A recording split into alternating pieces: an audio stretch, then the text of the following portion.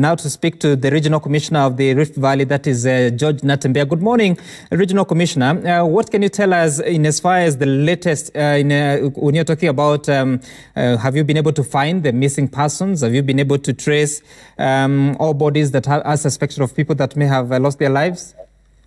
Good morning. The number of people still missing is now 20. 21 actually, because we found another body late in the evening.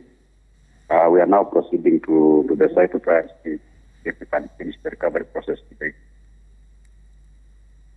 Right. I'm not sure I heard that clearly, but what then is the situation with the displaced persons? Yesterday we spoke to the governor of West Pokot, Professor John Lonyangapu, and he was saying that as of yesterday, 1,000 people had been displaced and were being accommodated at different schools. What is the total number now, and how is their welfare being taken care of? The people who are displaced are currently living with their relatives. We don't have people camped in schools or at the common place.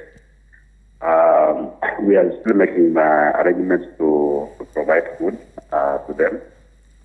We are expecting some food from Nairobi this morning. But the weather situation is still very bad because the rain is very part of the world.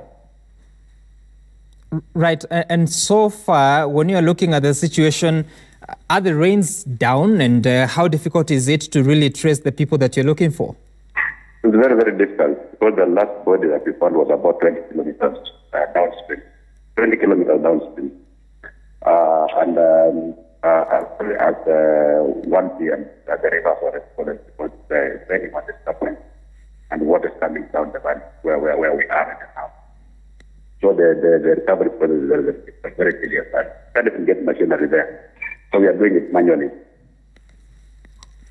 Okay, and so we understand because, for instance, when you spoke to Professor Lonyangapu, he was talking about food aid coming from the national government. But there is that cry that this may not be sufficient, and the supplies may not be sufficient, and also the bedding that may be required to accommodate these people. What efforts have you seen, and what do you think is of urgent need at the moment, and how are you planning to acquire that? We'll continue providing food as the need arises. It's never sufficient, but we're trying to our level best. Even calling for other people to come in, like yesterday, the Kenya Air Force dropped some food, the Red Cross dropped some food. We're not doing so badly, but we can do it. We can do it more. Okay, all right. And so obviously, with this situation coming, I remember that in November last year, there was a similar situation in parts of West Pokot where a landslide happened. Was there proper weather forecast, and how prepared was the region for such kind of calamity?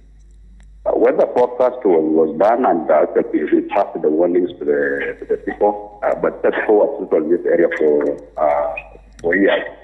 And the owner didn't believe that there is very even now, we are still grappling with a lot of researchers from the settlement of the area that are financed to be realistic. But at some point, we may have to use force to get people from some of those areas. Okay, all right. Of course, speaking to George Natembeya, who is the Regional Commissioner from the Rift Valley region.